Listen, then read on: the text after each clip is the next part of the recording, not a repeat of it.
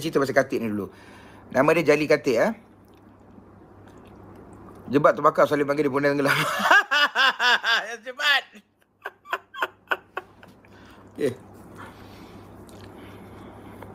Ya, dia ada sekali Duduk.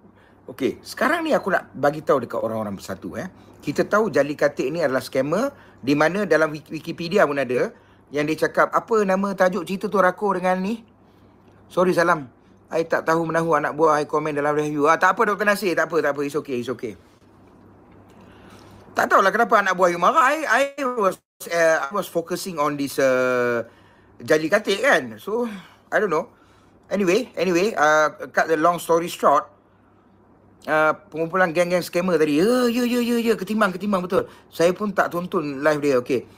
Jadi, saya sudah mendedahkan bahawasanya dia ni adalah merupakan seorang scammer. Dia memang betul. Dr. Nasir ni, Lily tu kena scam dengan dia 2,000. Nampak? Dr. Nasir ni dia ada banyak cerita. Dr. Nasir punya channel ni dia ada banyak cerita pasal Jali Katik ni.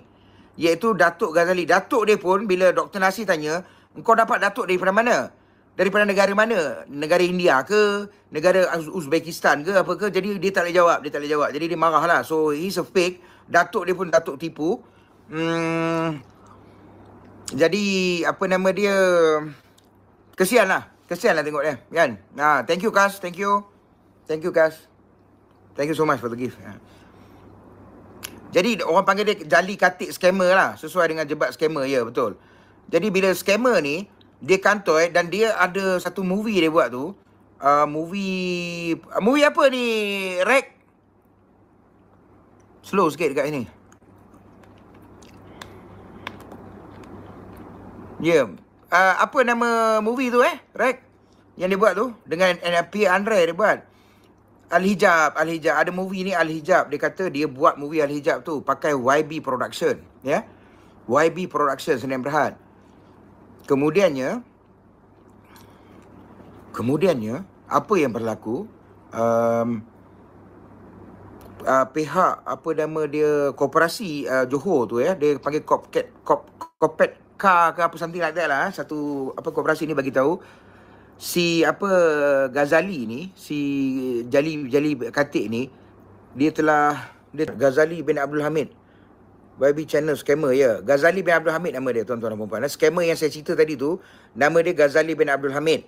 Dia pernah bagi tahu yang dia ada terlibat dengan filem Al-Hijab, di mana P. Andre berlakon, adalah banyak orang berlakon. Sampaikan dia menipu satu koperasi dekat Johor tu, Kopet Car ke apa benda entah, koperasi something yang kat Johor tu lah.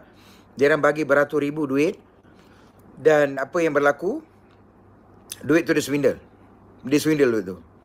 Bila dia swindle duit tu, jadi dia orang dekat Wikipedia dia orang tulis nama tersebut yang Ghazali Abdul Hamid tu. Ghazali Abdul Hamid Ghazali Abdul Hamid ni adalah seorang scammer. Ini dalam Wikipedia tau. Kalau kau type Al-Hijab movie kau akan tengok dekat Wikipedia tu, kau akan tengok dekat situ ada note, ada tulis. Ya. Dia tak boleh tabayun. Dia masalahnya tak boleh tabayun sebab dia samulap ramai. Dia ada kes juga yang ambil kereta Datuk V6 Perdana tu, dia ambil, dia simpan, dia pakai. Banyaklah dia buat. Ni ada satu perempuan tu nama Lily boleh unban balik tak Lily tu rakor ataupun ni? Krisis. Lily semalam tu, kesian pula dia. Bagi masuk je lah. Waalaikumsalam, Insya-Allah. So, Lily tu pun kena scam 2,000. Katik scam polis juga. Astagfirullahalazim Polis boleh scam. Visik Perdana untuk scam. Bayangkan dia pay scam bukan main-main tau. Dia pay scam ni level dah dahsyat tau. Dia pay scam ni level dah memang gila-gila lah scam dia.